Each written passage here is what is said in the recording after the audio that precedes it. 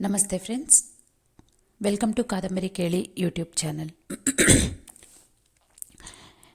ನಾವು ಗಾಳಿಪಟ ಕಾದಂಬರಿ 6ನೇ ಭಾಗ. ಹಿಂದಿನ ಭಾಗದಲ್ಲಿ ಅಮೀರ್ ಗಾಳಿಪಟ ಟೂರ್ನಮೆಂಟಲ್ಲಿ ಗೆಲ್ತಾನೆ. ಆಸಿಫ್ ಮತ್ತು ಅವ್ರ ಗ್ಯಾಂಗ್ ಹಳೆ ಸೇಡು ಹಿಡ್ಕೊಂಡು ಹಸನ್ನ ರೇಪ್ ಮಾಡಿ ಅವರ ಸೇಡು ತೀರಿಸ್ಕೋತಾರೆ. ಅಮೀರ್ ಮನೆಗೆ ಬರ್ತಾನೆ. ಇಲ್ಲಿಂದ ಕತೆ ಮುಂದುವರಿಸ್ತಿದ್ದೀನಿ. ಗಾಳಿಪಟ ಟೂರ್ನಮೆಂಟಲ್ಲಿ ನಾನು ಗೆದ್ದ ದಿನದಿಂದ ನಮ್ಮ ಅಪ್ಪ ನನಗೆ ತುಂಬ ಚೆನ್ನಾಗಿ ಕಾಣಿಸ್ತಾ ಇದ್ರು. ನಾನು ಏನೇ ಕೇಳಲಿ ಅದಕ್ಕೆಲ್ಲ OS ಅಂತಿದ್ರು. ನನ್ನನ್ನು ಕೆಲವು ಇಂಗ್ಲೀಷ್ ಸಿನಿಮಾಗಳಿಗೆ ಕರ್ಕೊಂಡು ಹೋಗಿದ್ರು, ಬೇರೆ ಲೇಖಕ್ಕೆ ಕರ್ಕೊಂಡು ಹೋಗಿದ್ರು, ಕಬಾಬ್ ಹೌಸಿಗೆ ಕರ್ಕೊಂಡು ಹೋಗಿದ್ರು, ನಾನು ಬರೆದಿರೋ ಕತೆಗಳನ್ನ ಓದ್ತಿದ್ರು. ದಿನ ಸಾಯಂಕಾಲ ಮನೆಗೆ ಬಂದು ಊಟ ಮಾಡುವಾಗ ಇಷ್ಟು ದಿನ ಕೇಳ್ತಾ ಇದ್ದ ಸ್ಪೂನ್ ಮತ್ತು ಪ್ಲೇಟ್ ಸದ್ದಿನಿಂದ ಮಾತು ಕಡೆಗೆ ತಿರುಗಿತ್ತು. ನಮ್ಮಿಬ್ಬರ ಮಧ್ಯ ಬಾಂಡ್ ಬಿಲ್ಡ್ ಆಗ್ತಿತ್ತು. ಇದೆಲ್ಲ ಎಂಜಾಯ್ ಮಾಡಲಿಕ್ಕೆ ಇಷ್ಟು ಪ್ಲೇಸ್ ನಮ್ಮಪ್ಪನ ಹಾರ್ಟಲ್ಲಿ ಪಡೆಯೋದಕ್ಕೆ ಕೀ ಆಗಿದ್ದಿದ್ದು ಆ ಬ್ಲೂ ಕೈಟ್, ಕಟ್ಟೆ ಕಡೆಯಲ್ಲಿ ಕಟ್ ಮಾಡಿದ ಬ್ಲೂ ಕೈಟ್, ಹಾಸನ್ ತಂದಿದ್ದ ಬ್ಲೂ ಕೈಟ್. ಆ ಗಾಳಿಪಟಕ್ಕಾಗಿಯೇ ಹಸನ್ ಒದ್ದಾಡಿದ್ದು. ಆದರೆ ಈ ಎಲ್ಲ ಎಂಜಾಯ್ಮೆಂಟಲ್ಲೂ ನನಗೆ ತುಂಬ ಎಂಪ್ಟಿನೆಸ್ ಕಾಣಿಸ್ತಿತ್ತು. ನನಗೆ ಏನು ಬೇಕೋ ಅದು ಸಿಕ್ತು, ಆದರೆ ನಾನು ಎಂಜಾಯ್ ಮಾಡೋ ಮನಸ್ಥಿತಿನ ಕಳ್ಕೊಂಬಿಟ್ಟೆ. ಆವತ್ತಿನಿಂದ ನನಗೆ ನಿದ್ದೆ ಬರ್ತಾ ಇರಲಿಲ್ಲ. ಹಸನ್ನ ನೋಡೋದು ಬೇಡ ಅನ್ನಿಸ್ತಿತ್ತು. ನಾನು ದಿನ ವೆಯ್ಟ್ ಮಾಡ್ತಿದ್ದೆ. ಟೀ ವಿಸಿಲ್ ಬ್ಲೋ ಆಗೋದು ಮತ್ತು ಎಲ್ಲ ಕೆಲಸ ಮುಗಿಸಿ ಕೊನೆಯಲ್ಲಿ ಹಸನ್ ಬಾಗ್ಲಾಕಿ ಹೊರಗೆ ಹೋಗೋ ತನಕ ಕಾದು ಆಮೇಲೆ ಕೆಳಗೆ ಇಳಿದು ಬರ್ತಾಯಿದ್ದೆ. ನಾನು ಹಸನ್ನ ಎಷ್ಟು ನೋಡಬಾರ್ದು ಅಂದ್ಕೊಂಡ್ರು ಪ್ರತಿ ಒಂದು ಕಡೆನೂ ಅವನೇ ಕಾಣ್ತಿದ್ದ.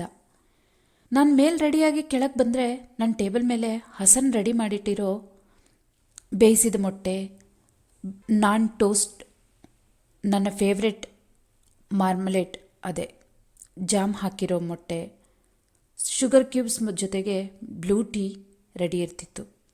ಸೈಡಿಗೆ ತಿರುಗಿ ನೋಡಿದ್ರೆ ಐರನ್ ಟೇಬಲ್ ಮೇಲೆ ನನ್ನ ಬಟ್ಟೆ ಐರನ್ ಮಾಡಿ ಫೋಲ್ಡ್ ಮಾಡಿಟ್ಟಿರ್ತಿದ್ದ. ಆ ರೂಮಲ್ಲೆಲ್ಲ ಬೆಚ್ಚಗಿರೋದಕ್ಕಾಗಿ ಅಲ್ಲಿ ಫೈರ್ವುಡ್ನು ಕೂಡ ಬರ್ನ್ ಮಾಡಿ ಇಟ್ಟಿರ್ತಿದ್ದ. ನಾನು ಎಲ್ಲಿಗೆ ಎಸ್ಕೇಪ್ ಆಗಲಿ? ಹೊರಗಡೆಗೆ ನೋಡಿದ್ರೆ ನಾವು ಮಾಡಿದ್ದ ಪ್ರತಿ ಚೇಷ್ಟೆಗಳು ನೆನಪಾಗ್ತಿದ್ವು. ಯಾವಾಗಾದರೂ ಅಲ್ಲಿ ಅಲೆಮಾರಿಗಳು ಆ ದಾರಿಯಲ್ಲಿ ಹೋಗೋ ಶಬ್ದ ಕೇಳಿ ಬಂದರೆ ಅವ್ರು ಹೋಗೋದು ನಮಗೆ ಈ ಕ್ಯಾಮಲ್ಸ್, ಅದೇ ಒಂಟೆಗಳ ಕತ್ತಲ್ಲಿ ಕಟ್ಟಿರೋ ಗಂಟೆಗಳ ಶಬ್ದ ಮತ್ತು ಕುರಿ ಟಗರು ಎಲ್ಲ ಮಾಡ್ತಿರೋ ಮ್ಯಾ ಶಬ್ದಗಳು ಕೇಳಿದ ತಕ್ಷಣ ನಾವಿಬ್ಬರು ಹೊರಗೆ ಓಡೋಗಿ ಅದನ್ನು ನೋಡ್ತಾ ಇದ್ವಿ. ತರತರವಾದ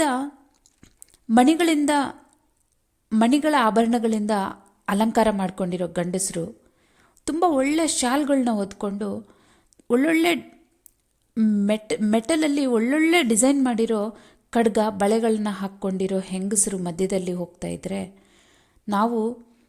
ನಾನು ಹೇಳ್ತಾ ಇದ್ದೆ ಹಸನ್ಗೆ, ಅಲ್ಲಿ ಆ ಒಂಟೆ ಹಿಂದ್ಗಡೆ ಭಾಗಕ್ಕೆ ಒಂದು ನಿನ್ನ ಸ್ಲಿಂಗ್ ಶಾಟಿಂದ ಒಡಿ ಅಂತ. ಹಸನ್ಗೆ ಇಷ್ಟ ಇತ್ತೋ ಇಲ್ವೋ ಮಾಡ್ತಾ ಇದ್ದ. ನಾನು ಒಂದು ಪ್ರಾಣಿನ ಹಿಂಸೆ ಕೊಡೋ ಮಟ್ಟಕ್ಕೆ ಯೋಚನೆ ಮಾಡೋಕ್ಕಾದವನು ಯಾಕೆ ಹಸನ್ಗೆ ರೇಪ್ ಮಾಡಬೇಕಾದ್ರೆ ನಾನು ಕಾಪಾಡೋಕ್ಕಾಗಲಿಲ್ಲ? ಹಸನ್ಗೋಸ್ಕರ ನಾನು ಯಾಕೆ ನಿಲ್ಲಲಿಲ್ಲ? ಒಂದೇ ಮಲದಿಂದ ಹಾಲು ಕುಡಿದ ಇಬ್ಬರು ಮಕ್ಕಳು ಮಧ್ಯ ಬಾಂಧವ್ಯ ಬೆಳೆಯುತ್ತಂತೆ, ಅದೇ ಭಾತೃಭಾವ ಬೆಳಿಬೇಕಿತ್ತು. ಆದರೆ ನಮ್ಮಿಬ್ಬರ ಮಧ್ಯ ಯಾಕೆ ಇಷ್ಟು ವ್ಯತ್ಯಾಸ ಇದೆ? ಹಜಾರ ಹೆಂಗಸು, ಅವಳ ಹೆಸರು ಸಕೀನಾ, ಒಳ್ಳೊಳ್ಳೆ ಹಜಾರ ಹಾಡುಗಳನ್ನ ಹಾಡ್ಕೊಂಡೆ ನಮ್ಮಿಬ್ಬರಿಗೂ ಹಾಲು ಕುಡಿಸಿದ್ಲಂತೆ. ನಮ್ಮಿಬ್ಬರಿಗೂ ಅವಳೇ ಹಾಲು ಕುಡಿಸಿದಾಗ ಹಸನ್ ಹಾಗೆ ಹೇಗಿದ್ದಾನೆ, ನಾನು ಯಾಕೆ ಅಷ್ಟು ಲಾಯಲ್ ಆಗಿರೋ ಹಸನ್ಗೆ ನಾನು ಯಾಕೆ ಇಂಥ ಮೋಸ ಮಾಡೋನಾದೆ? ಈ ಎಲ್ಲ ಚಿಂತೆಗಳಲ್ಲೂ ನನಗೆ ತುಂಬ ಎಂಪ್ಟಿನೆಸ್ ಕಾಡ್ತಾ ಇತ್ತು. ಆವತ್ತು ಅಪ್ಪನ ಕೇಳಿದೆ, ಅಪ್ಪ ಜಲಾಲಾಬಾದ್ಗೆ ಹೋಗೋಣವಾ ಅಂತ.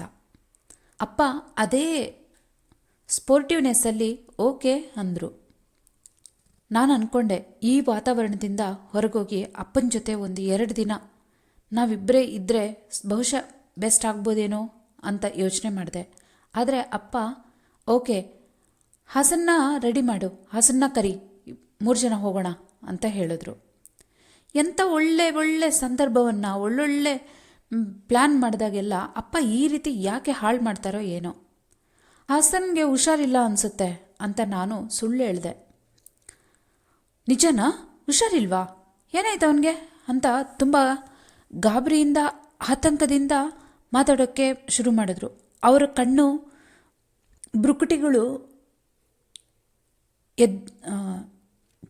ಗಂಟಿಕ್ಕಿ ಆತಂಕದಿಂದ ಕಾಣ್ತಾ ಇದ್ರು.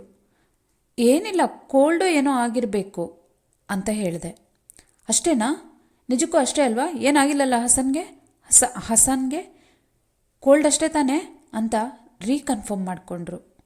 ನಾನು ಹೌದು ಅಂತ ಹೇಳಿದೆ. ಆದರೆ ನನ್ನ ಒಳಮನಸ್ಸು ಅಳ್ತಾ ಇತ್ತು. ಆಯಿತು ಹೋಗೋಣ ಬಿಡು, ನಾವೇ ಇಬ್ಬರು.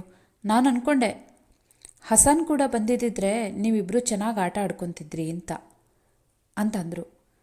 ಅದಕ್ಕೆ ನಾನು ಹೇಳಿದೆ, ಅದೇನಿಲ್ಲ ಅಪ್ಪ, ಈಗ ನಾವಿಬ್ಬರು ಕೂಡ ಹಾಗೆ ಎಂಜಾಯ್ ಮಾಡ್ಬೋದು ಅಂತ ಹೇಳಿದೆ. ಅಪ್ಪ ಸ್ಮೈಲ್ ಮಾಡಿದ್ರು. ಆದರೆ ಆ 3ನೇ ದಿನಕ್ಕೆಲ್ಲ 1 ಡಜನ್ ಜನನ ಸೇರಿಸ್ಬಿಟ್ರು ಅಪ್ಪ ಜಲಾಲಾಬಾದ್ಗೆ ಹೋಗೋಕ್ಕೆ. ಒಬ್ಬರು ಹುಮಾಯೂನ್ ಕಾಕ ಫ್ರಾನ್ಸಲ್ಲಿ ಓದ್ಕೊಂಡು ಬಂದಿದ್ದರು. ಹೊರದೇಶದಿಂದ ಬಂದವರಾದ ಕಾರಣ ಅವ್ರಿಗೆ ಒಂದು ಜಲಾಲಾಬಾದಲ್ಲಿ ಒಂದು 2 ಸ್ಟೋರಿಡ್ ಹೌಸ್ ಇತ್ತು. ಅವ್ರ ಮನೆಗೆ ಹೋಗೋಣ ಅಂತ ಹೇಳಿದ್ರು. ಅವರು ಬರ್ತಾ ಇದ್ದಾರೆ. ಅವ್ರನ್ನ ಕರೆದಾಗ ಅವ್ರ ಕಸಿನ್ ನದೀರ್ನ ಕರೆದಿಲ್ಲ ಅಂದರೆ ಬೇಜಾರು ಮಾಡ್ಕೋತಾರೆ ಅಂಥೇಳಿ ಅವ್ರನ್ನೂ ಕರೆದ್ರು. ಹೀಗೆ ಇನ್ನೊಬ್ಬರನ್ನೂ ಕರೆದ್ರು. ಹಾಗೆ ಒಬ್ರಿಗೊಬ್ರು ಸೇರಿ ಸುಮಾರು 3 ಕಾರುಗಳಲ್ಲಿ ಹೊರಟ್ವಿ. ನಾನು ನಮ್ಮ ಬಾಬಾ ಮತ್ತು ರಹೀಂ ಖಾನ್ ಕಾಕ, ಹುಮಾಯೂನ್ ಕಾಕ ಮತ್ತು ಅವರ 2 ಹೆಂಡತೀರು, ಅವರಿಗೆ ಗರಿಮಾ ವರ್ಜುವಲ್ಲ ಈ 2 ಟ್ವಿನ್ಸ್ ಮಕ್ಕಳಿದ್ರು, ಅವರಿಬ್ಬರು, ಇಷ್ಟು ಜನ ಸೇರಿ ಒಂದು ಕಾರಲ್ಲಿ ಹೊರಟ್ವಿ. ಬಾಬಾ ಡ್ರೈವ್ ಮಾಡ್ತಾಯಿದ್ರು. ಅವ್ರ ಪಕ್ಕದ ಸೀಟಲ್ಲಿ ರಹೀಂ ಖಾನ್ ಕಾಕ ಕೂತಿದ್ರು. ಆ ಹಿಂದ್ಗಡೆ ಹುಮಾಯೂನ್ ಕಾಕ ಮತ್ತು ಅವರ 2 ಹೆಂಡತೀರು ಕೂತಿದ್ರು. ಅವರ ಹಿಂದ್ಗಡೆ ಈ 2 ಟ್ವಿನ್ಸ್ ಮಧ್ಯ ನಾನು ಕೂತಿದ್ದೆ. ಯಾರ ಹೆಸರು ಏನು ಅಂತ ನನಗೆ ಗೊತ್ತಿಲ್ಲ. ಆದರೆ ನಾನು ಮಧ್ಯದಲ್ಲಿದ್ದರೆ ಅವರಿಬ್ಬರು ಆ ಕಡೆ ಈ ಕಡೆ ವಿಂಡೋ ಸೀಟಿಗೆ ಕೂತಿದ್ರು. ಪದೇ ಅವರಿಬ್ಬರು ಒಬ್ರನ್ನೊಬ್ರು ಹೊಡ್ಕೊಳ್ಳೋದಕ್ಕೆ ನನ್ನ ಮೇಲೆ ಬಾಗ್ತಾಯಿದ್ರು. ಅವರಿಬ್ರಿಗೂ ಒಂದು 7 ವರ್ಷ ವಯಸ್ಸಿರುತ್ತೆ. ನಾನು ವಿಂಡೋ ಸೀಟ್ ಬಿಟ್ಕೊಡು ಅಂತ ಕೇಳಿದೆ. ಅವಳ ಹೆಸರು ಏನೋ ಗೊತ್ತಿಲ್ಲ, ನನಗೆ ಪದೇ ಕನ್ಫ್ಯೂಸ್ ಆಗತ್ತೆ. ಆದರೆ ಅವಳು ಹೇಳಿದ್ಲು, ಇಲ್ಲಪ್ಪ ನಾನು ಕೊಡಲ್ಲ ಅಂತ. ಹಾಗಿದ್ದರೆ ನಾನು ವಾಮಿಟ್ ಏನಾದರೂ ಮಾಡಿ ನಿನ್ನ ಡ್ರೆಸ್ ಏನಾದರೂ ಹಾಳಾದರೆ, ನೀನು ಹೊಸ ಡ್ರೆಸ್ ಹಾಳಾದರೆ ನನ್ನನ್ನೇನು ಅನ್ನೋಂಗಿಲ್ಲ ಅಂತ ಹೇಳಿದೆ. ಅಯ್ಯೋ ಬೇಡ ಅಂತ ಹೇಳಿ ಅವಳು ಸೆಂಟ್ರಿಗೆ ಬಂದು ನನಗೆ ವಿಂಡೋ ಸೀಟ್ ಕೊಟ್ಟಳು. ಅಷ್ಟೊತ್ತಿಗೆ ನಾನು ಹೊರಗಡೆ ನೋಡಿಕೊಂಡು ಸ್ವಲ್ಪ ಉಸಿರಾಟ ಪಡೋಕ್ಕೆ ಟ್ರೈ ಮಾಡ್ತಿದ್ದೆ. ಆದರೆ ವಾಮಿಟ್ ಆಗಿಬಿಡುತ್ತೇನೋ ಅನ್ನೋ ಥರ ಆಗ್ತಾಯಿತ್ತು. ಹೊರಗಡೆ ನೋಡ್ತಾ ಕೂತೆ. ಎಷ್ಟೊಂದು ಲಾರಿಗಳಲ್ಲಿ ಕುಕ್ಕುರಿಸಿದ್ದ ಎಷ್ಟೊಂದು ಗಂಡಸರು ಮತ್ತು ಎಷ್ಟೊಂದು ಲಾರಿಗಳು ಎಲ್ಲ ಟ್ರ್ಯಾಕ್ಟರ್ಸು ಎಲ್ಲ ಹೋಗ್ತಾಯಿದ್ದು. ಕಲ್ಲರ್ ತುಂಬ ಒಳ್ಳೆ ಬೇರೆ ಕಲ್ಲರ್ವು. ಅದನ್ನೆಲ್ಲ ನೋಡ್ತಾ ಇದ್ದೆ. ಅಪ್ಪ ನನ್ನ ಗೆದ್ದಿದ್ದ ಗಾಳಿಪಟದ ಟೂರ್ನಮೆಂಟ್ ಬಗ್ಗೆ ಮಾತಾಡ್ತಾಯಿದ್ರು. ಗರಿಮಾನೋ ವರ್ಚುವಲ್ಲವನ್ನೋ ನನಗೆ ಕೈಯಲ್ಲಿ ತಿವಿದ್ರು. ಏನು ಅಂದೆ. ಅಷ್ಟೊತ್ತಿಗೆ ನಾನು ಗಾಳಿಪಟದ ಬಗ್ಗೆ ಹೇಳ್ತಿದ್ದೆ ಅಮೀರ್ ಅಂತ ಬಾಬಾ ಹೇಳಿದ್ರು. ಅವರು ಎಷ್ಟು ಗಾಳಿಪಟ ಇದ್ದಿರ್ಬೋದು ಅಂತ ಹುಮಾಯೂನ್ ಕಾಕ ಕೇಳಿದ್ರು. ನಾನೇನು ಉತ್ತರ ಹೇಳಿಲ್ಲ. ಬಾಬಾನೇ ಹೇಳಿದ್ರು, ಹೆಚ್ಚು ಕಮ್ಮಿ ಒಂದು 100 ಇತ್ತು ಅಂತ. ಓ 100ರಲ್ಲಿ 100 ಇತ್ತಾ ಅಂತ ಕಾಕ ಹೇಳಿದಾಗ, ಹೌದು 100ರಲ್ಲಿ ಕೊನೆಯವರೆಗೂ ಆರಿಸ್ತಾ ಇದ್ದಿದ್ದು ನಮ್ಮ ಮಮ್ಮೀರೇ. ಅಲ್ಲಿ ಕೊನೆಯಲ್ಲಿ ಕಟ್ ಮಾಡಿದ್ದದಿದೆಯಲ್ಲ, ಅದು ಬ್ಲೂ ಕಲರ್ ಗಾಳಿಪಟ, ಅದನ್ನು ತಂದು ಮನೇಲಿಟ್ಟಿದ್ದಾನೆ ಅಂತ ಹೇಳಿ ನಾನು ಯಾವ ರೀತಿ ಮನೆಗೆ ಎಂಟ್ರಿ ಕೊಟ್ಟೆ ಪ್ರತಿಯೊಂದನ್ನು ಅಪ್ಪ ಡಿಸ್ಕ್ರೈಬ್ ಮಾಡ್ತಾಯಿದ್ರು. ಅಲ್ಲಿರೋರೆಲ್ಲ ನನಗೆ ಕಂಗ್ರ್ಯಾಚುಲೇಟ್ ಮಾಡಿದ್ರು. ಹುಮಾಯೂನ್ ಕಾಕ ದೊಡ್ಡ ಹೆಂಡತಿಗೆ ಕೈ ಮೇಲೆ ಎಲ್ಲ ಎಕ್ಸ್ಟ್ರಾ ಮಾಂಸ ಬೆಳೆದಂಗೆ ಗುಳ್ಳೆ ಗುಳ್ಳೆ ಆಗಿ ಹೆಚ್ಚು ತಗ್ಗು ಕಾಣ್ತಾ ಇತ್ತು. ಅವರು ಕ್ಲಾಪ್ ಮಾಡೋಕ್ಕೆ ಸ್ಟಾರ್ಟ್ ಮಾಡಿದ್ರು. ಆ ಕಾಕ ಎರಡನೇ ಹೆಂಡತಿ ಯಾವಾಗಲೂ ತುಂಬ ಸೆಂಟ್ ಹಾಕಿರೋ ಸ್ಮೆಲ್ ಬರ್ತಾಯಿತ್ತು ಅವ್ರ ಹತ್ರ. ತುಂಬ ಪರ್ಫ್ಯೂಮ್ ಹಾಕ್ತಾಯಿದ್ರು ಅವರು. ಕಣ್ಣು ಮುಚ್ಕೊಂಡೇ ಡ್ಯಾನ್ಸ್ ಮಾಡ್ತಾಯಿದ್ರು ಅವರು. ಕಾಕ ಮತ್ತೊಮ್ಮೆ ನನಗೆ ಕೈ ಕುಲ್ಕಿ ಕಂಗ್ರ್ಯಾಚುಲೇಷನ್ಸ್ ಹೇಳಿದ್ರು. ಅಪ್ಪ ನನ್ನ ಬಗ್ಗೆ ಹೇಳುವಾಗೆಲ್ಲ ಅವರು ತುಂಬ ಕ್ಲಾಪ್ಸ್ ಹೊಡಿತಾ ಕಂಗ್ರ್ಯಾಚುಲೇಟ್ ಮಾಡಿದ್ರು. ಅಷ್ಟರಲ್ಲಿ ಅಪ್ಪ ಒಂದು ನಿಮಿಷ ನಿಲ್ಲಿಸಿ, ನಂಗೆ ವಾಮಿಟ್ ಬರ್ತಿದೆ ಅಂತ ಹೇಳಿದೆ. ಈ ಎಲ್ಲ ಸೆಲೆಬ್ರೇಷನ್ಸ್ ಮಧ್ಯ ರಹೀಮ್ ಖಾನ್ ಕಾಕ ಮಾತ್ರ ಸೈಲೆಂಟಾಗಿ ಕೂತಿದ್ರು. ಅವರ ಕಣ್ಣಲ್ಲಿ ಒಂದು ತೀಕ್ಷ್ಣವಾದ ನೋಟ ಇತ್ತು. ಅದು ನನ್ನೊಬ್ಬರಿಗೆ ಮಾತ್ರ ಅರ್ಥ ಆಗ್ತಿತ್ತು. ನಮ್ಮಪ್ಪ ಸೈಡ್ಗೆ ಗಾಡಿ ನಿಲ್ಲಿಸೋದ್ರ ಒಳಗಾಗಿ ನಾನು ವಾಮಿಟ್ ಮಾಡ್ಕೊಂಬಿಟ್ಟೆ. ಆಮೇಲೆ 1-2 ನಿಮಿಷದಲ್ಲಿ ಅಲ್ಲೇ ಪಕ್ಕದಲ್ಲಿರೋ ಒಂದು ಕಲ್ಲು ಮೇಲೆ ಕೂತು ಸುಧಾರಿಸ್ಕೊಳ್ತಾ ಇದ್ದೆ. ಗರಿಮಾನೋ ವರ್ಚುವಲನೋ ಅವರು ಒಬ್ಬರು ಅಳ್ತಾ ಇದ್ರು. ನಮ್ಮ ಬಾಬಾ ಅವ್ರಿಗೆ ಸಮಾಧಾನ ಮಾಡ್ತಾಯಿದ್ರು. ಅಳ್ಬೇಡ, ನಿನ್ನ ಡ್ರೆಸ್ ಏನು ಪರವಾಗಿಲ್ಲ, ಜಲಾಲಾಬಾದ್ಗೆ ಹೋದ್ಮೇಲೆ ನಿಂಗೆ ಹೊಸ ಡ್ರೆಸ್ ಕೊಡಿಸ್ತೀನಿ ಅಂತ ಅನುನಯಿಸ್ತಿದ್ರು. ನಾನು ಸೂರ್ಯನ ಕಡೆಗೆ ತಿರುಗಿ ನೋಡಿದೆ. ಸೂರ್ಯ ಕಿರಣಗಳ ಜೊತೆಗೆ ನನಗೆ ಕಣ್ಣು ನೋಟ ನಿಲ್ಲಿಸ್ಕೊಳ್ಳೋಕ್ಕಾಗಿಲ್ಲ. ಕಣ್ಣು ಮುಚ್ಕೊಂಡೆ. ಆದರೆ ಆಗ ನನಗೆ ಕಾಣಿಸ್ತಾ ಇದ್ದಿತ್ತು ಹಸನ್ ಹಾಕಿದ ಪ್ಯಾಂಟ್, ಅದ್ರ ಮೇಲೆ ಇದ್ದ ರಕ್ತದ ಕಲೆಗಳು, ಅವನ ಕಾಲಿಂದ ಸೋರ್ತಾ ಇದ್ದ ಒಂದು ದ್ರವ. ಇದೇ ರೀತಿಯಲ್ಲಿ ಪ್ರಯಾಣ ಮಾಡಿ ಜಲಾಲಾಬಾದ್ ಸೇರಿದ್ವಿ. ಹುಮಾಯೂನ್ ಕಾಕಾದು 2 ಸ್ಟೋರಿಡ್ ಬಿಲ್ಡಿಂಗ್. ಅದರಲ್ಲಿ ಒಂದು ಸ್ವಿಮ್ಮಿಂಗ್ ಪೂಲ್ ಇತ್ತು. ಟೈಲ್ಸ್ ಹಾಕಿ ತುಂಬ ದೊಡ್ಡ ಮನೆ ಅಧುನಾತನವಾಗಿ ಕಟ್ಟಿದ್ರು. ಈ ಇಬ್ಬರು ಟ್ವಿನ್ಸ್ ಮಕ್ಕಳು ಅಲ್ಲೇ ಓಡಾಡಿಕೊಂಡು ಆಟ ಆಡ್ತಾಯಿದ್ರು. ನಾನು ಆ ಸ್ವಿಮ್ಮಿಂಗ್ ಪೂಲಲ್ಲಿ ನನ್ನ ಬೂಟ್ಸ್ ಹಾಕ್ಕೊಂಡು ಹೋಗಿ ಕಾಲು ಬಿಟ್ಟು ಕೂತ್ಕೊಂಡೆ. ಅದು ಸ್ವಲ್ಪ ಸ್ನೋಯಿಂದ ಗಡ್ಡೆ ಕಟ್ತಾ ಇತ್ತು. ಆದರೂ ಅಲ್ಲೇ ಕಾಲು ಬಿಟ್ಕೊಂಡು ಹಾಗೇ ಕೂತ್ಕೊಂಡಿದ್ದೆ. ಮನೆ ಒಳಗಡೆ ಆಗಲೇ ಆನಿಯನ್ ಫ್ರೈ ಆಗ್ತಿರೋ ವಾಸನೆ ಬರ್ತಾಯಿತ್ತು. ನಮ್ಮ ಕಾಕಂದಿರು ಎಲ್ಲರೂ ಸೇರಿ ಒಂದು ಕಡೆ ಜೋರಾಗಿ ಮಾತಾಡ್ಕೊಳ್ತಾ ಇದ್ರು. ಅವರೆಲ್ಲರ ಮಧ್ಯ ನಮ್ಮಪ್ಪನ ವಾಯ್ಸು ತುಂಬ ಗಂಭೀರವಾಗಿ, ಸ್ಪಷ್ಟವಾಗಿ, ಜೋರಾಗಿ ಕೇಳ್ತಾ ಇತ್ತು. ಎಲ್ಲಿ ನೋಡಿದ್ರೂ ನನ್ನ ಬಗ್ಗೆನೇ ತುಂಬ ಹೆಮ್ಮೆಯಿಂದ ಹೇಳ್ಕೊಳ್ತಿದ್ರು ಅಪ್ಪ. ಇತ್ತೀಚೆಗೆ ನಮ್ಮಪ್ಪ ನನ್ನ ಜೊತೆ ತುಂಬ ಒಳ್ಳೆಯ ರಿಲೇಷನ್ಶಿಪ್ ಬೆಳೆಸ್ಕೊಂಡಿದ್ರು. ಅವಾಗವಾಗ ನನ್ನ ಹತ್ರ ತುಂಬ ಮಾತಾಡ್ತಿದ್ರು. ಅವರು ಟೂರ್ಸ್ ಇಂಡಿಯಾ, ರಷ್ಯಾಗೆಲ್ಲ ಹೋಗಿದ್ದು ಹೇಳ್ತಾಯಿದ್ರು. ಬಾಂಬೆದಲ್ಲಿ ಕೈ ಕಾಲು ಸರಿ ಇಲ್ಲದ ಈ ಗಂಡ ಹೆಂಡತಿಯರು 40 ವರ್ಷಗಳ ಕಾಲ ಜೀವನ ಮಾಡಿದರು ಒಟ್ಟಿಗೆ. ಅವ್ರಿಗೆ 11 ಜನ ಮಕ್ಕಳಿದ್ರು ಅಂತ ತುಂಬ ಪ್ರತ್ಯೇಕವಾದ, ತುಂಬ ಹೊಸ ಹೊಸ ವಿಷಯಗಳನ್ನೆಲ್ಲ ಹೇಳ್ತಾಯಿದ್ರು. ಆದರೆ ಅದು ಯಾವುದೂ ಸ್ವೀಕರಿಸೋ ಮನಸ್ಥಿತಿ ನನಗೆ ಇರಲಿಲ್ಲ. ಯಾರಿಗಾದರೂ ಹೇಳ್ಕೋಬೇಕು, ಯಾರಿಗೆ ಹೇಳಬೇಕು.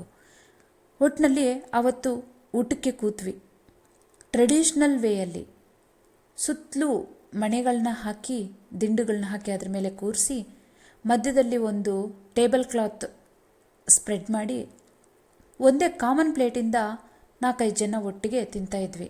ನಾನು ನದೀರ್ ಮತ್ತು ಫಾರೂಕ್ ಕಾಕ ಅವರಿಬ್ಬರ ಮಕ್ಕಳ ಜೊತೆಗೆ ಕೂತು ತಿಂದೆ. ನನಗೆ ಹಸಿವಿರಲಿಲ್ಲ, ಊಟ ಸೇರ್ತಾ ಇರಲಿಲ್ಲ. ಆದರೆ ಬಂದಲ್ಲಿ ಸೀನ್ ಮಾಡಬಾರ್ದು, ಬಾಬಾಗೆ ಕೋಪ ಬರುತ್ತೆ. ಅದಕ್ಕೆ ಅವ್ರ ಜೊತೆ ಕೂತ್ಕೊಂಡು ತಿಂತಾಯಿದ್ದೀನಿ ಅಂತ ಅನ್ನಿಸ್ಕೊಂಡೆ. ಆ ಮಧ್ಯದಲ್ಲಿ ನಮ್ಮ ಅಪ್ಪ ಅಷ್ಟೊತ್ತಿಗೆ 1-2-3 ಪೆಗ್ ಡ್ರಿಂಕ್ಸ್ ತಗೊಂಡಿದ್ರು. ಅವರು ಜೋರಾಗಿ ಗಟ್ಟಿ ಧ್ವನಿಯಲ್ಲಿ ನಾನು ಸಾಧಿಸಿದ ಸಾಧನೆಯನ್ನು ಹೊಗಳಿ ಹೇಳ್ತಾಯಿದ್ರು. ಅದು ಆ ಸಾಧನೆ ಗೊತ್ತಿಲ್ಲದ ಫಾರೂಕ್ ಮತ್ತು ನದೀರ್ ಕಾಕಗಳ ಫ್ಯಾಮ್ಲೀಸ್ ಮತ್ತೊಂದು ಸತಿ ಚಪ್ಪಾಳೆ, ಮತ್ತೊಂದು ಸತಿ ಸೆಲೆಬ್ರೇಷನ್. ಈ ರೀತಿಯಲ್ಲೇ ನನ್ನ ಜಲಾಲಾಬಾದ್ ಟೂರ್ ಮುಗೀತು. ವಾಪಸ್ ಮನೆಗೆ ಬಂದ್ವಿ. ಅವತ್ತು ಅಲ್ಲಿಗೆ 1.5 ವಾರ, ಹೆಚ್ಚು ಕಮ್ಮಿ 10 ದಿನ ಆಗಿತ್ತು ನಾನು ಹಸಾನ್ನ ನೋಡಿ. ಟಿಫಿನ್ ಮಾಡಲಿಕ್ಕೆ ಅಂತ ರೂಮಿಗೆ ಬಂದಾಗ ಆಲಿ ಆಗ್ತಾನೆ ಕಡ್ದಿರೋ ಚೊಕ್ಕವಾಗಿ ಕಡ್ದಿರೋ ಸೌದೆ ಹೊತ್ಕೊಂಡು ಬಂದು ಫೈರ್ ಪ್ಲೇಸ್ಗೆ ಇಟ್ಟು ಅದನ್ನು ಹೊತ್ತಿಸ್ತಾ ಇದ್ದರು. ಹಸನ್ ಏನು ಮಾಡ್ತಿದ್ದಾನೆ ಅಂತ ಕೇಳಿದೆ. ಅವನು ಮಲ್ಕೊಂಡಿದ್ದಾನೆ. ಏನಾಗಿದೆ ಅವನಿಗೆ? ನೀವೇನು ಅಂದ್ಕೊಳ್ಳಲ್ಲ ಅಂದರೆ ನಾನೊಂದು ವಿಷಯ ಕೇಳಲ್ಲ ನಿಮಗೆ ಅಂತ ಕೇಳಿದ್ರು. ನಾನು ತಟ್ಟೆಯಲ್ಲಿ ಹಾಕಿದ ಮೊಟ್ಟೆಯನ್ನು ಆ ಕಡೆ ಈ ಕಡೆ ತಿರುಗಿಸ್ತಾ ಕೂತೆ. ಏನಾಯಿತು ಅಂತ ಸಾಧಾರಣವಾಗಿ ಧ್ವನಿ ಇಟ್ಟು ಕೇಳಿದೆ. ನಿಮ್ಮ ಗಾಲಿಪಟದ ಟೂರ್ನಮೆಂಟ್ ಆದಾಗಿಂದ ಅವನು ಯಾಕೋ ಒಂಥರ ಇದ್ದಾನೆ. ಯಾವಾಗ ಕೇಳಿದ್ರೆ ಅವತ್ತು ಮನೆಗೆ ಬಂದಾಗ ಒಂದು ಸ್ವಲ್ಪ ಬಟ್ಟೆ ಹರಿದಿತ್ತು, ಎಲ್ಲ ರಕ್ತ ಆಗಿತ್ತು. ಕೇಳಿದ್ರೆ ಏನೋ ಒಂದು ಸಣ್ಣ ಫೈಟಿಂಗ್ ಆಯಿತು ಟೂರ್ನಮೆಂಟಲ್ಲಿ ಮಕ್ಕಳ ಜೊತೆಗೆ ಬಿಡು ಅಂತ ಹೇಳ್ದ. ಆದರೆ ಅವತ್ತಿಂದ ಬರೀ ಮಲ್ಗೇ ಇರ್ತಾನೆ, ಜಾಸ್ತಿ ಮಾತಾಡಲ್ಲ, ಸರಿಯಾಗಿ ಊಟ ಮಾಡಲ್ಲ. ಏನಾಯ್ತು ಅವನಿಗೆ ಅಂತ ಕೇಳಿದೆ. ಅವನಿಗೇನಾಯ್ತು ಅಂತ ನನಗೇನು ಗೊತ್ತಾಗತ್ತೆ ಆಲಿ, ನೀನು ಅವನ್ನೇ ಕೇಳು ಅಂತ ವಿರುದ್ಧವಾದ ಮಾತು ಹೇಳಿದೆ. ಆದರೆ ಅದನ್ನೆಲ್ಲ ಕೇಳಿಸ್ಕೊಳ್ಳುವಾಗ, ನಾನು ಉತ್ತರ ಹೇಳುವಾಗ ಆ ಮೊಟ್ಟೆನ ತಟ್ಟೆಯಲ್ಲಿ ತಿರುಗಿಸ್ತಾ ಹಾಗೇ ಕೂತ್ಬಿಟ್ಟೆ. ಅದಾದಮೇಲೆ ಒಂದು ಸತಿ ಕೇಳಿದೆ, ಇವತ್ತೇನಾದರೂ ಆಟ ಆಡೋಕ್ಕೆ ಬರ್ತಾನಾ ಹಸನ್ ನನ್ನ ಜೊತೆಯಲ್ಲಿ ಅಂತ. ಸರಿ ಅಂತ ಹೇಳಿ ಹಸನ್ನ ಕರೆದ್ವಿ. ನಾನು ಹಸನ್ ಅದೇ ನಾವು ರೆಗ್ಯುಲರಾಗಿ ಹೋಗ್ತಾ ಇದ್ದ ಗುಡ್ಡೆ ಮೇಲೆ ಹೋದ್ವಿ. ಅಲ್ಲಿಗೆ ಹೋದ್ಮೇಲೆ ನಂಗೆ ಅರ್ಥ ಆಯಿತು, ನಾನು ಎಂಥ ದೊಡ್ಡ ತಪ್ಪು ಮಾಡಿದೆ ಇಲ್ಲಿಗೆ ಅವನ್ನ ಕರ್ಕೊಬಂದು ಅಂತ. ಯಾಕೆ ಅಂದರೆ ಆ ಮರದ ಮೇಲೆ ಅಲ್ಲಿ ಕಿಚನ್ ಚಾಕುನ ತಂದು ನಾನು ಬರೆದಿದ್ದ ಮಾತುಗಳು, Amir and Hassan sultanates of Kabul ಅಂತ. ಅದು ನೋಡಿ ನನಗೆ ಅಲ್ಲಿ ಕೂರ್ಲಾಗಲಿಲ್ಲ. ನನ್ನ ಮೈಂಡ್ ಚೇಂಜ್ ಆಗಿದೆ, ನನಗೆ ಕೆಳಗೆ ಹೋಗ್ಬೇಕು ಅನ್ನಿಸ್ತಿದೆ ಅಂತ ಹೇಳಿ ಬೇಗ ಬೇಗ ಬೇಗ ಇಳಿದೆ. ಅವನು ನನ್ನ ಜೊತೆಗೆ ಇಳ್ದ. ಏನೂ ಮಾತಾಡಲಿಲ್ಲ ನಾವು.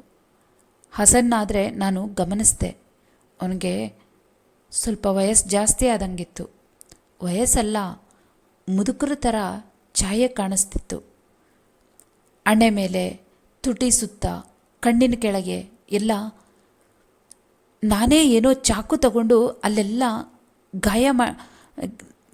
ಬರೆ ಹಾಕಿದ್ದೀನೇನೋ ಅನ್ನೋ ಥರ ಗೆರೆ ಮೂಡಿದ್ವು. ಆದರೆ ಮನೆಗೆ ಬಂದ್ರೂ ಎಲ್ಲಿ ನೋಡಿದ್ರೂ ಅವನ ಪ್ರೆಸೆನ್ಸೇ ಕಾಣುತ್ತೆ. ನಾನು ಏನು ಮಾಡಲಿ, ಎಲ್ಲಿ ಹೋಗಲಿ ಇವಾಗ? ಎಷ್ಟು ಬೇಗ ನನಗೆ ಸ್ಕೂಲ್ ಓಪನ್ ಆಗುತ್ತಪ್ಪ ಅಂತ ಹೇಳಿ ಕ್ಯಾಲೆಂಡರಲ್ಲಿ ಡೇ ಮಾರ್ಕ್ ಮಾಡಿಕೊಂಡು ದಿನ ಲೆಕ್ಕ ಇಡೋಕ್ಕೆ ಸ್ಟಾರ್ಟ್ ಮಾಡಿದೆ.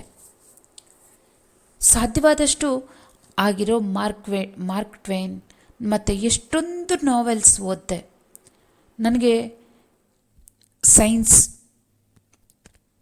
ಸೈನ್ಸ್ ಪುಸ್ತಕಗಳನ್ನ ಓದಿದೆ, ಹಾಗೆ ಹಿಸ್ಟ್ರಿ ಓದಿದೆ, ಆಂಗ್ಲೋ ಅಫ್ಘಾನಿಸ್ತಾನ್ ವಾರ್ಸ್ ಎಲ್ಲ ತಿಳ್ಕೊಂಡೆ. ಆದರೆ ನನಗೂ ಹಸನ್ ಮಧ್ಯೆ ಇರೋ ಗ್ಯಾಪ್ ಮಾತ್ರ ಹಾಗೇ ಇತ್ತು.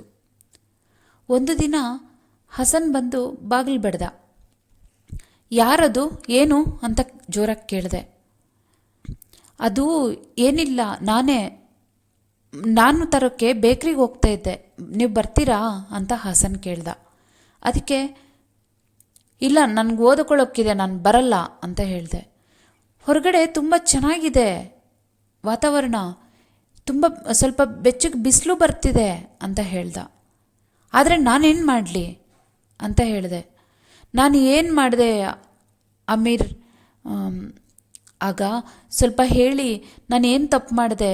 ನೀವು ಹಿಂಗೆ ಇದ್ದರೆ ನಾವು ಯಾಕೆ ಇಬ್ಬರು ಆಟ ಆಡಲ್ಲ, ನಾವು ಯಾಕೆ ಇಬ್ಬರು ಮಾತಾಡಲ್ಲ, ಏನಾಯಿತು ಹೇಳಿ ಅಮೀರಾಗ ಅಂತ ಹೇಳಿ ಪಟ್ ಪಟ್ ಶಬ್ದ ಬಂತು.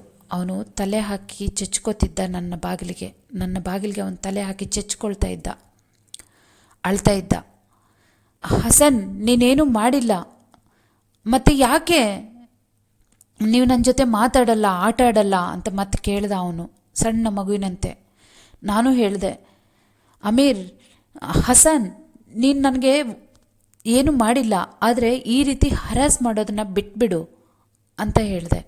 ಅದಕ್ಕೆ ನಾನು ಏನು ಮಾಡಲಿ ಅಂತ ಕೇಳ್ದ ಅವನು. ನನಗೆ ಕಾಣಿಸ್ಬೇಡ, ಹೊರಟೋಗಿಲ್ಲಿಂದ ಅಂತ ಹೇಳಿದೆ. ಒಂದು 2 ನಿಮಿಷ ಬಿಟ್ಟು ಬಾಗಿಲು ತೆಗೆದೆ. ಅಲ್ಲಿ ಹಸನ್ ಇರಲಿಲ್ಲ. ಅದಾದಮೇಲೆ ನಾನು ಯಾವತ್ತೂ ಹಸನ್ ಮನೇಲಿ ಇಲ್ಲ ಅನ್ನೋದು ಖಾತ್ರಿಪಡಿಸ್ಕೊಂಡು ಮಾತ್ರನೇ ಕೆಳಗೆ ಬರ್ತಾ ಇದ್ದೆ. ಬಾಬಾ ಜೊತೆ ಆ್ಯಸ್ ಯೂಶ್ವಲ್ ದಿನಗಳು ಹೋಗ್ತಾ ಇದ್ವು. ಒಂದು ದಿನ ಇನ್ನೇನು ವಿಂಟರ್ ಮುಗೀತಾ ಇದೆ ಅನ್ನೋ ಹೊತ್ತಿಗೆ ಟ್ಯೂಲಿಪ್ ಗಿಡಗಳನ್ನ ಅಲ್ಲಿ ನೆಡಬೇಕು ಅಂತ ಹೇಳಿ ಬಾಬಾ ಪ್ಲ್ಯಾನ್ ಮಾಡಿದ್ರು. ಅಲ್ಲಿ ನಾನು ಎತ್ತಿ ಕೊಡ್ತಾ ಇದ್ದೆ, ಬಾಬಾ ಒಂದೊಂದೇ ಗುಳಿ ಮಾಡಿ ಅದರೊಳಗೆ ಅದನ್ನು ನೆಡ್ತಾಯಿದ್ರು. ಮಧ್ಯದಲ್ಲಿ ನಾನು ಒಂದು ಮಾತು ಕೇಳಿದೆ. ಅಪ್ಪ ಬೇರೆ ಏನೇನೋ ಮಾತುಗಳು ಹೇಳ್ತಾ ಇದ್ದರು.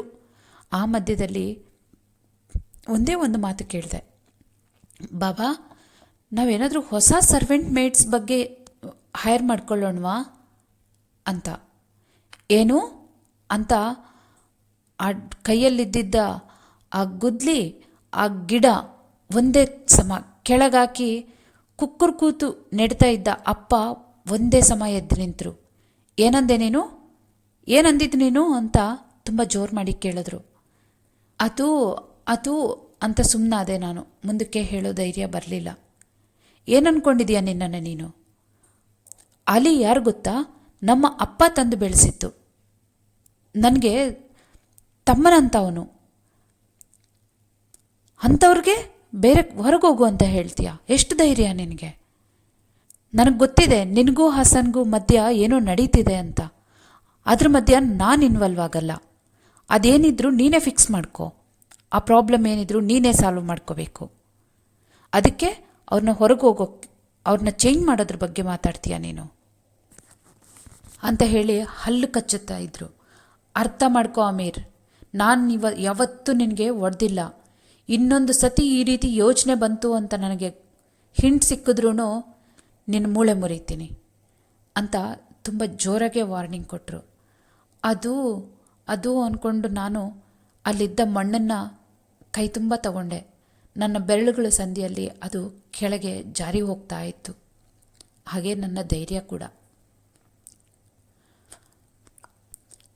ನಾನು ಅಲ್ಲಿ 40 ವರ್ಷ, 40ರಿಂದ 45 ವರ್ಷ ಒಟ್ಟಿಗೆ ಬೆಳೆದಿದ್ದೀವಿ. ಏನು ಅಂದ್ಕೊಳ್ತಿದ್ದೀಯ ನೀನು?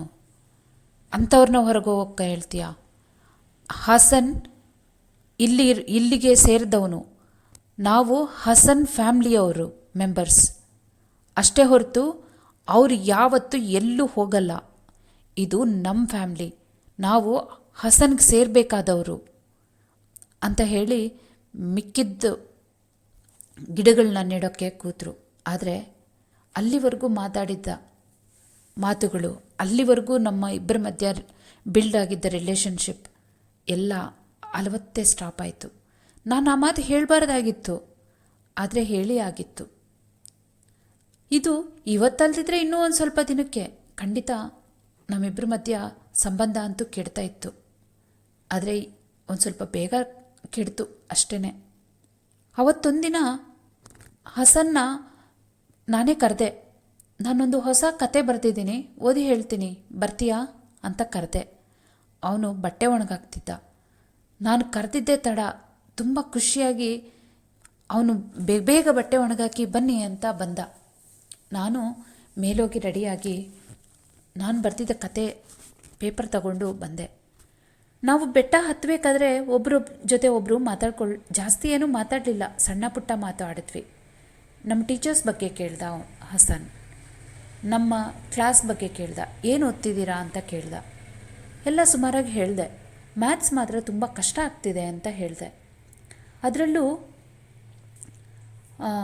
ಮ್ಯಾಥಮೆಟಿಕ್ಸ್ ಟೀಚರ್ ನಮ್ಮ ಬೆರಳುಗಳ ಮಧ್ಯ ಒಂದು ಐರನ್ ರಾಡ್ ಇಟ್ಟು ಚೆನ್ನಾಗಿ ನುಲಿದು ಬಿಡ್ತಾರೆ. ಅದನ್ನು ತುಂಬ ನೋವಾಗುತ್ತೆ. ಆದರೆ ನಮ್ಮ ಅಪ್ಪ ತುಂಬ ರಿಚ್ ಮತ್ತು ಎಲ್ಲರೂ ನಮ್ಮ ಅಪ್ಪನಿಗೆ ಗೊತ್ತು ಅನ್ನೋ ಕಾರಣದಿಂದ ನನಗೆ ಅಂಥ ಪನಿಷ್ಮೆಂಟ್ ಕೊಡಲಿಲ್ಲ ಅಂತೂ ಕೂಡ ಹೇಳಿದೆ.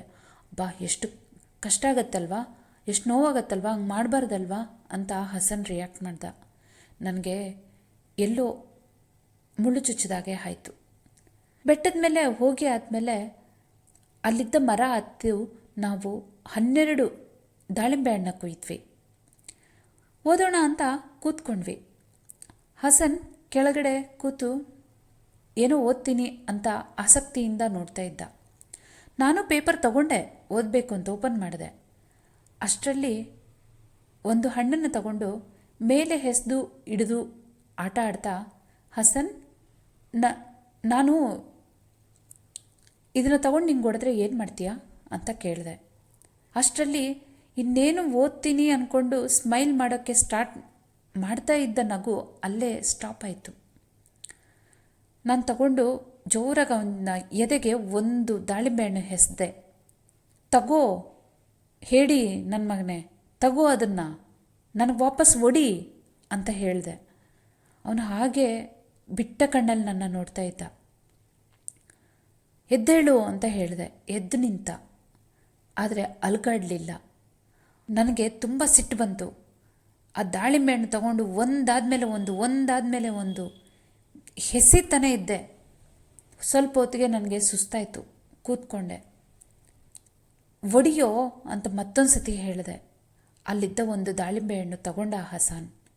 ಅದನ್ನು ಸೀಳ್ದ, ಅರ್ಧ ಮಾಡಿ. ಅದು ತುಂಬ ಕೆಂಪು ಬಣ್ಣ, ರಕ್ತ ಕೆಂಪು ಇರೋ ದಾಳಿಂಬೆ ಹಣ್ಣಿನ ಬೀಜ ಅವು. ನಾನು ಎಳೆಸ್ದಿದ್ದ ದಾಳಿಂಬೆ ಹಣ್ಣಿನ ಹೊಡೆತಕ್ಕೆ ಅವನ ಬಟ್ಟೆ ಎಲ್ಲ ಯಾರಾದರೂ ಇವನಿಗೆ ಬುಲೆಟ್ ಹೊಡೆದ್ರೆ ರಕ್ತ ಸೋರಿದೆಯೇನೋ ಅನ್ಕೋಬೇಕು, ಅಷ್ಟು ಕೆಂಪಾಗಿತ್ತು.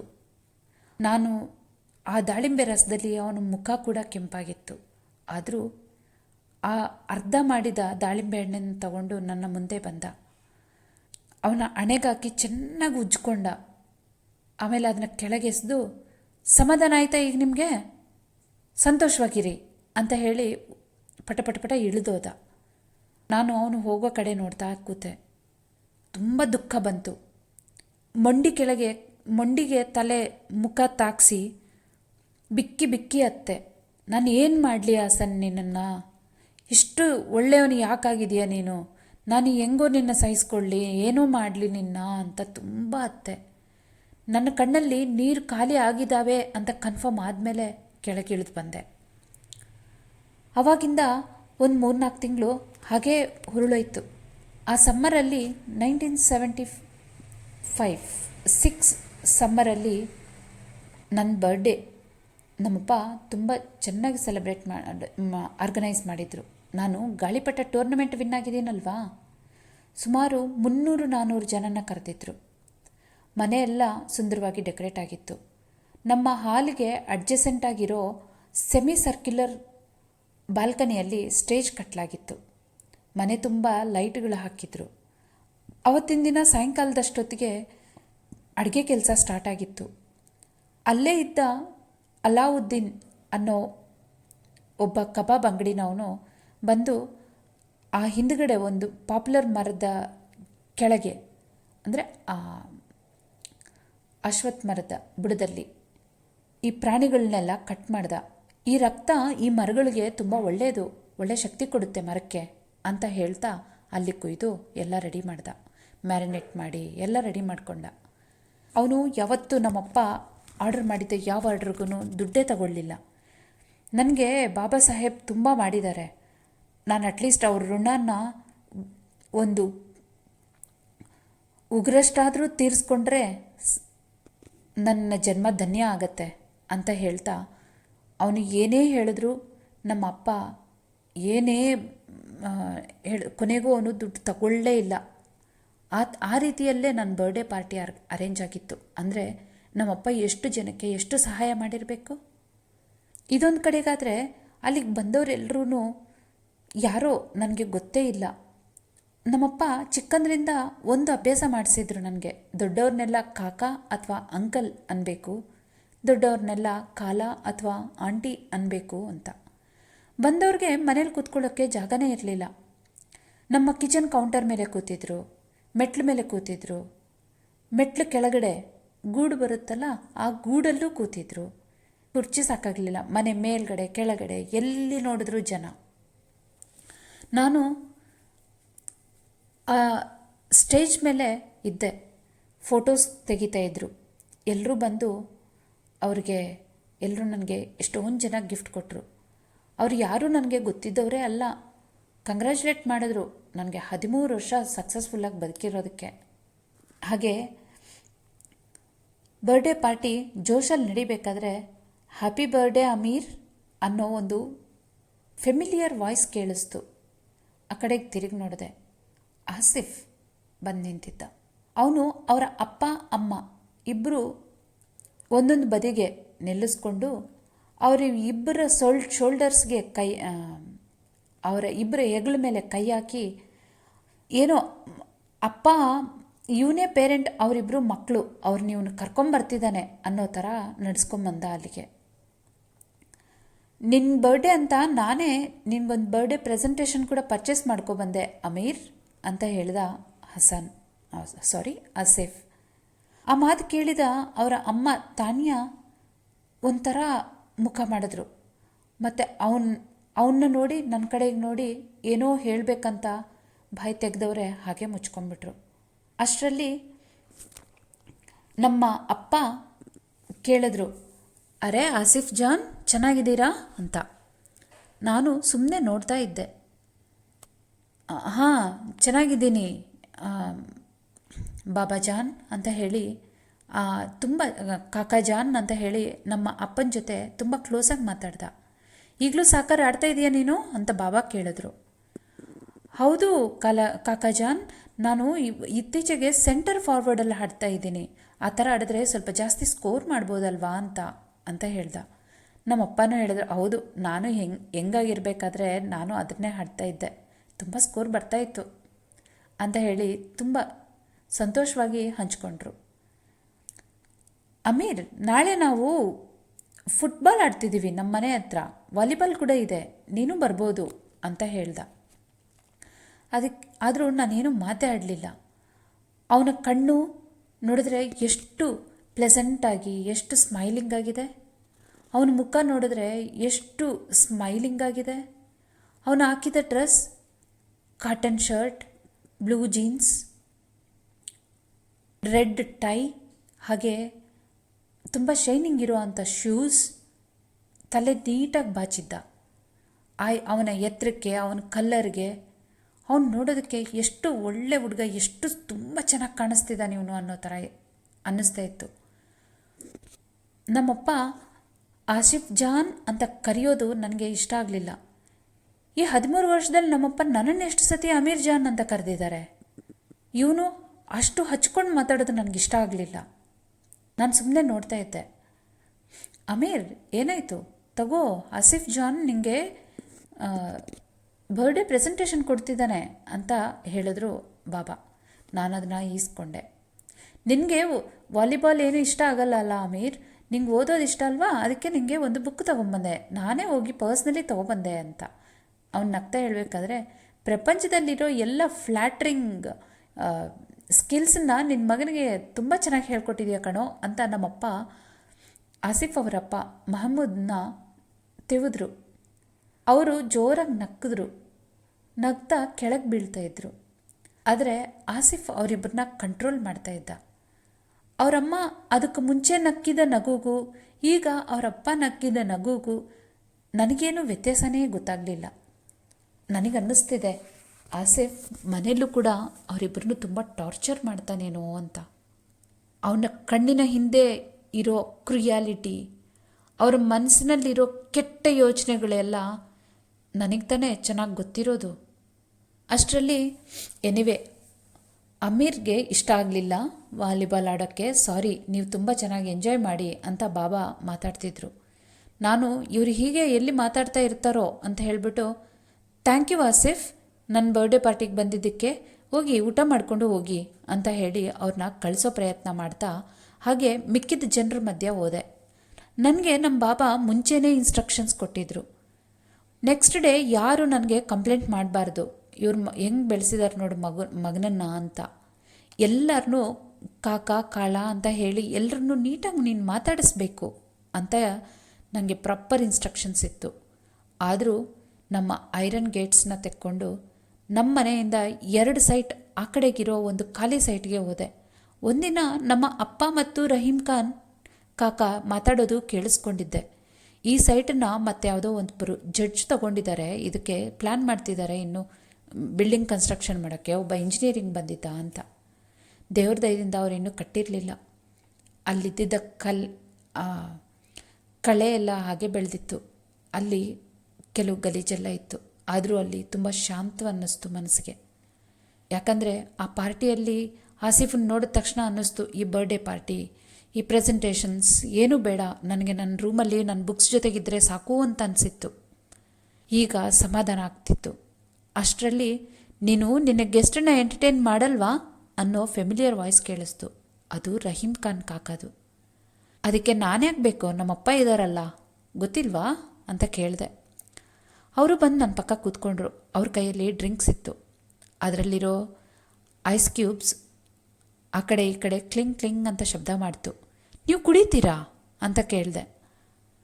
ಅವಾಗವಾಗ ತುಂಬ ಸ್ಪೆಷಲ್ ಡೇಸಲ್ಲಿ, ಅಂದರೆ ನಿನ್ನ ಬರ್ಡೇ ಕೂಡ ತುಂಬ ಸ್ಪೆಷಲ್ ಅಲ್ವಾ ನನಗೆ ಅಂದರು. ಹಾಗೆ ಆ ಗ್ಲಾಸ್ನ ಕೆಳಗಿಟ್ಟು ಒಂದು ಸಿಗರೇಟ್ ಹತ್ತಿಸ್ಕೊಂಡ್ರು. ನಿನಗೆ ಯಾವತ್ತಾದರೂ ಹೇಳಿದ್ನಾ ಅಮೀರ್ ನನಗೆ ಮದುವೆ ಆಗಿತ್ತು ಅಂತ ಕೇಳಿದೆ. ವಾಟ್ ಅಂತ ನಾನು ಜೋರಾಗಿ ನಕ್ಬಿಟ್ಟೆ. ಯಾಕೆಂದರೆ ನಮ್ಮ ಅಪ್ಪನ ಬಿಸ್ನೆಸ್ ಪಾರ್ಟ್ನರಾಗಿ, ನನಗೆ ಒಳ್ಳೆ ಮೆಂಟರಾಗಿ ರಹೀಂ ಖಾನ್ ಗೊತ್ತಿದ್ರೆ ಹೊರತು ಒಬ್ಬ ಹಸ್ಬೆಂಡಾಗಿ ಮತ್ತೊಬ್ಬರಿಗೆ ಮತ್ತು ಮಕ್ಕಳಿಗೆ ತಂದೆಯಾಗಿ ನನಗೆ ಗೊತ್ತಿರಲಿಲ್ಲ. ಅದನ್ನು ಊಹಿಸ್ಕೊಳ್ಳೋಕ್ಕೂ ಒಂಥರ ಅನ್ನಿಸ್ತಿತ್ತು. ಹೌದಾ ಅಂತ ಮತ್ತೊಂದು ಸತಿ ಕೇಳಿದೆ. ಆಲ್ಮೋಸ್ಟ್ ಮದುವೆ ಆಗಿತ್ತು. ಅವಳು ನಮ್ಮ ಪಕ್ಕದ ಮನೆಯವರ ಸರ್ವೆಂಟ್ ಮಗಳು, ಹಜಾರ ಹುಡುಗಿ. ಅವಳು ಸ್ಕಿನ್ ಕಲರ್ ತುಂಬ ಚೆನ್ನಾಗಿತ್ತು ಅಮೀರ್. ಅವಳು ಈಗಲೂ ಒಮ್ಮೊಮ್ಮೆ ನೆನಪಾಗತ್ತೆ. ಅವಳ ಸ್ಮೈಲ್ ಎಷ್ಟು ಚೆನ್ನಾಗಿತ್ತು ಅಂತ. ಉದ್ದನೆಯ ಕೂದಲು, ದೊಡ್ಡ ಕಣ್ಣು, ತುಂಬ ಚೆನ್ನಾಗಿದ್ಲು ಅವಳು. ನಮ್ಮನೆಯಲ್ಲಿ ಅವ್ರ ಮನೆಯಲ್ಲಿ ಎಲ್ಲರೂ ಮಲಗಿ ಆದಮೇಲೆ ಮಧ್ಯರಾತ್ರಿಯಲ್ಲಿ ಅಲ್ಲಿ ಮರದ ಕೆಳಗೆ ನಿಲ್ತಾಯಿದ್ವಿ. ನಾನು ಅವಳ ಕೈ ಹಿಡ್ಕೊತಿದ್ದೆ, ಮಾತಾಡ್ತಿದ್ವಿ, ಎಷ್ಟೊಂದು ಕನಸು ಕಟ್ಟಿದ್ವಿ. ನಾವು ಕಂದಹಾರಿಂದ ಕಾಬೂಲಲ್ಲಿ ಬಂದು ತುಂಬ ದೊಡ್ಡ ಮನೆ ಕಟ್ತೀವಿ. ನಮ್ಮ ಮನೆ ಮುಂದೆ ವಿಧ ವಿಧವಾದ ಹೂವಿನ ಗಿಡಗಳಿರ್ತವೆ, ಎಲ್ಲ ಥರದ ಹಣ್ಣಿನ ಮರಗಳೂ ಇರ್ತವೆ. ಫ್ರೈಡೇಸ್ ನಮಾಜ್ ಆದಮೇಲೆ ನಮ್ಮ ರಿಲೇಟಿವ್ಸ್ ಎಲ್ಲರೂ ನಮ್ಮ ಮನೆಗೆ ಬರ್ತಾರೆ. ಲಾನಲ್ಲಿ ಮರದ ಕೆಳಗೆ ಕೂತು ಊಟ ಮಾಡ್ತಾರೆ. ಲಾನಲ್ಲಿ ಕೂತು ಚಾಯ್ ಮತ್ತು ಕ್ಯಾಂಡಿ ತಿಂತಾರೆ. ನಮ್ಮ ಮಕ್ಕಳು ಅವ್ರ ಕಸಿನ್ಸ್ ಜೊತೆ ಸೇರಿ ಆಟ ಆಡ್ತಾರೆ. ಇಷ್ಟೊಂದು ಕನಸುಗಳು. ಆದರೆ ನಾನು ಆ ಹುಡ್ಗಿನ ಮದುವೆ ಆಗ್ತೀನಿ ಅಂತ ನಮ್ಮ ಮನೇಲಿ ಹೇಳಿದ ದಿನ ನಮ್ಮ ಅಪ್ಪನ ಮುಖ ನೋಡಬೇಕಿತ್ತು, ಅವರು ಹೇಗಿತ್ತು ಅಂತ. ಈ ಮಾತು ಕೇಳ್ತಿದ್ದಂಗೆ ನಮ್ಮಮ್ಮ ಪ್ರಜ್ಞೆ ತಪ್ಪಿ ಬಿದ್ದೋದ್ರು. ನಮ್ಮ ಅಕ್ಕ ನಾನೇನೋ ಒಂದು ಗನ್ ತೊಗೊಂಡು ನಮ್ಮಮ್ಮನ ಶೂಟ್ ಮಾಡಿಬಿಟ್ನೇನೋ ಅನ್ನೋ ಥರ ನನ್ನನ್ನು ನೋಡ್ಕೊಳ್ತಾ ನಮ್ಮಮ್ಮನ ಮುಖಕ್ಕೆ ನೀರು ಹಾಕಿದ್ರು. ನಮ್ಮಣ್ಣ ಅಲ್ಲಿಂದನೇ ಹೋಗಿ ಬುಲೆಟ್ ತಂದು ನನ್ನ ಶೂಟ್ ಮಾಡಿಬಿಡೋಕೆ ನೋಡ್ದ. ನಮ್ಮಪ್ಪ ಅವನ್ನ ತಡೆದ್ರು. ಮುಂದೆ ಏನಾಯಿತು ಅಂತ ನೀರಸವಾಗಿ ಕೇಳಿದೆ. ಅವ್ರನ್ನ ಮಾರನೇ ದಿನ ನಮ್ಮಪ್ಪ ನನ್ನ ನೋಡೋಕ್ಕೆ ಬಿಟ್ಟಿಲ್ಲ. ಒಂದು ಗಾಡಿಗೆ ಹತ್ತಿಸಿ ಅವ್ರನ್ನ ಬ್ಯಾಂಬಿಯಾನಿಗೆ ಕಳಿಸ್ಬಿಟ್ರು. ಹಜಾರ ಜಾಟ್ ಎಲ್ಲ ಹಜಾರ ಜನ ಇರೋ ಕಡೆಗೆ ಕಳಿಸ್ಬಿಟ್ರು. ಒಂಥರ ಅವಳು ಹೋಗಿದ್ದೆ ಒಳ್ಳೇದಾಯಿತು ಅಮೀರ್. ಯಾಕೆ ಗೊತ್ತಾ, ಅವಳೇನಾದರೂ ಇದ್ದಿದ್ರೆ ನಮ್ಮ ಫ್ಯಾಮಿಲಿ ಯಾವತ್ತೂ ಅವಳನ್ನ ಅಕ್ಸೆಪ್ಟೇ ಮಾಡ್ತಾ ಇರಲಿಲ್ಲ. ಈ ಪ್ರಪಂಚ ತುಂಬ ವಿಚಿತ್ರವಾದದ್ದು ಅಮೀರ್. ನಮಗೇನೇ ಯೋಚನೆ ಇರಲಿ, ನಮಗೇನೇ ಪ್ರೀತಿ ಇರಲಿ, ಪ್ರಪಂಚದಲ್ಲಿರೋ ರೂಲ್ಸ್ ಪ್ರಕಾರ ನಾವು ನಡೀಲೇಬೇಕು. ಯಾಕಂದರೆ ಅದು ತುಂಬ ಬಲವಾದದ್ದು. ಕೊನೆಗೆ ಅದೇ ಗೆಲ್ಲುತ್ತೆ. ಯಾರನ್ನಾದರೂ ಈಗ ಇಮ್ಯಾಜಿನ್ ಮಾಡ್ಕೊ, ಇವತ್ತಿನ ದಿನ ನಮ್ಮ ಚಪ್ಪಲಿ ತೊಳೆಯೋವಳು ನಾಳೆ ದಿನ ಅವಳನ್ನ ಅಕ್ಕ ತಂಗಿ ಅಂತ ಕರಿಬೇಕು ಅಂತ ಅನ್ನಿಸ್ದಾಗ ಯಾರಿಗಾದ್ರೂ ಯಾರೂ ಒಪ್ಕೊಳ್ಳಲ್ಲ ಈ ಪ್ರಪಂಚದಲ್ಲಿ. ಒಂಥರ ಅವಳು ಹೋಗಿದ್ದು ಒಳ್ಳೆಯದಾಯಿತು, ಎಲ್ಲಾದರೂ ಒಳ್ಳೆಯ ಜನ್ಮ ಇರಲಿ ಅಂತ ಅನಿಸುತ್ತೆ ಅಂತ ಹೇಳಿದ್ರು. ಹಾಗೆ ನನಗೆ ಬರ್ಡೇ ಪ್ರೆಸೆಂಟೇಷನ್ ಕೊಟ್ಟರು. ನಿನ್ನ ಕತೆ ಬರೆಯೋದಕ್ಕೆ ಬೈಂಡ್ ಬುಕ್ ಅಂತ. ಅಷ್ಟರಲ್ಲಿ ನನಗೆ ಅದನ್ನು ಓಪನ್ ಮಾಡಿ ನೋಡಿದೆ. ಜೊತೆಗೆ ಆಸಿಫ್ ತಂದಿರೋ ಬುಕ್ಕನ್ನು ತೆಗೆದು ನೋಡಿದೆ. ಅದು ಹಿಟ್ಲರ್ ಲೈಫ್ ಬಯೋಗ್ರಫಿ. ಅದನ್ನು ಎತ್ತಿ ಆ ಕಸದ ಒಳಗೆ ಎಸೆದೆ. ರಹೀಂ ಖಾನ್ ಕಾಕ ತಂದಿದ್ದು ಬುಕ್ ಗೋಲ್ಡ್ ಕಲರಲ್ಲಿ ಪ್ರಿಂಟ್ ಇರೋ ಅಂಥ ಬೈಂಡೆಡ್ ಲೆದರ್ ಬುಕ್. ಆ ಬೆಳದಿಂಗಳಲ್ಲಿ ತುಂಬ ಚೆನ್ನಾಗಿ ಕಾಣಿಸ್ತಿತ್ತು. ಅಷ್ಟರಲ್ಲಿ ಕಾಕ ಹೇಳಿದ್ರು, ಅಮೀರ್, ನೀನು ಯಾವತ್ತಾದರೂ ಏನು ಬೇಕಿದ್ರೂ ನನ್ನ ಜೊತೆ ಹೇಳ್ಕೊಬೋದು ಅಮೀರ್. ನಾನು ನಿಮ್ಮ ಅಪ್ಪನಂತೆ, ನೀನು ನನಗೆ ಮಗನಂತೆ. ಏನೂ ಹೈಡ್ ಮಾಡಬೇಕು ಅಂತ ಯೋಚನೆ ಮಾಡಬೇಡ. ಎಂಥ ವಿಷಯ ಇದ್ದರೂ ನನ್ನ ಹತ್ರ ಹೇಳ್ಕೊ ಅಂತ ಹೇಳಿದ್ರು. ನಾನು ಹಸನ್ಗೆ ಏನಾಯಿತು ಅನ್ನೋ ವಿಷಯನ ಹೇಳಬೇಕು ಅಂತ ಅಂದ್ಕೊಂಡೆ. ಆಲ್ಮೋಸ್ಟ್ ಬಾಯಿಗೆ ಬಂತು. ಇನ್ನೇನು ಹೇಳ್ತಾ ಇದ್ದೆ. ಅಷ್ಟೊತ್ತಿಗೆ ಢಮ್ ಅಂತ ಶಬ್ದ ಆಯಿತು. ತಿರುಗಿ ನೋಡಿದ್ವಿ, ಪಟಾಕಿ ಹೊಡೆಸ್ತಾ ಇದ್ರು ಅಪ್ಪ. ಅಲ್ಲಿಗೆ ಹೋದ್ವಿ. ಅಲ್ಲಿ ಕೆಲವೊಂದು ಫ್ಲವರ್ ಪಾಟ್ಸ್ ತರತ್ತು. ಇಸ್ ಅಂತ ಶಬ್ದ ಮಾಡಿ ಮೇಲೆ ಬಂದು ಹೋಗ್ತಾ ಇತ್ತು. Green, red, blue, yellow. ಆ ಕಲರ್ಸ್ ಮಧ್ಯ ಒಂದು ಕಾಣಿಸ್ತು ನನಗೆ, ಕಾಣಬಾರದ ದೃಶ್ಯ. ಹಸಾನ್ ಆಸಿಫ್ಗೆ ಡ್ರಿಂಕ್ಸ್ ಸರ್ವ್ ಮಾಡ್ತಿದ್ದ ಒಂದು ಸತಿ. ಮತ್ತೊಂದು ಸತಿ ಅದೇ ಬೆಳಕಿನಲ್ಲಿ ನೋಡಿದೆ, ಆಸಿಫ್ ತನ್ನ ಬ್ರಾಸ್ ನಕಲ್ಸ್ನ ತಗೊಂಡು ಹಸನ್ಗೆ ಹರ್ಟ್ ಮಾಡ್ತಿದ್ದ. ನನಗೆ ಆಗಲೇ ಕ್ಲಾರಿಟಿ ಸಿಕ್ತು, ಏನು ಮಾಡಬೇಕು ನೆಕ್ಸ್ಟು ಅಂತ. ಇದಕ್ಕೆ ಒಂದು ಕೊನೆ ಕಾಣಿಸ್ಲೇಬೇಕು ಅಂತ ಯೋಚನೆ ಮಾಡಿದೆ. ಇಲ್ಲಿಗೆ ಈ ಕತೆ ಮುಗಿಸ್ತಾ ಇದ್ದೀನಿ ಫ್ರೆಂಡ್ಸ್. ಈ ಕತೆಗೆ ಅಮೀರ್ ಯಾವ ರೀತಿ ಅಂತ್ಯ ಹೇಳ್ತಾನೆ ಅನ್ನೋದನ್ನ ಮುಂದಿನ ಎಪಿಸೋಡಲ್ಲಿ ಹೇಳ್ತೀನಿ. ಹೋಪ್ ನಿಮ್ಗೆ ಈ ಕತೆ ಇಷ್ಟ ಆಗುತ್ತೆ ಅಂತ. ಆ್ಯಸ್ ಯೂಶ್ವಲ್ ನಾನು ಕತೆ ರೂಪದಲ್ಲಿ ಹೇಳೋ ಪ್ರಯತ್ನ ಮಾಡಿದ್ದೀನಿ ಹೊರತು ನನ್ನ ಲ್ಯಾಂಗ್ವೇಜ್, ಸ್ಪೀಡ್ ಅದ್ರ ಬಗ್ಗೆ ಎಲ್ಲ ತುಂಬ ಗಮನ ಕೊಟ್ಟಿಲ್ಲ. ಹಾಗಾಗಿ ನಿಮಗೇನಾದರೂ ತುಂಬ ಸ್ಪೀಡಾಗಿ ಕೇಳಬೇಕು ಅನಿಸಿದ್ರೆ ಸ್ವಲ್ಪ ಸ್ಪೀಡ್ ಇಟ್ಕೊಳ್ಳಿ. ಹಾಗೆ hope you'll enjoy my story. ನಿಮ್ಗೆ ಇಷ್ಟ ಆಗಿದ್ದಲ್ಲಿ ನನ್ನ ಚಾನಲ್ಗೆ ಸಬ್ಸ್ಕ್ರೈಬ್ ಮಾಡಿ, ಶೇರ್ ಮಾಡಿ, ಲೈಕ್ ಮಾಡಿ. Good time.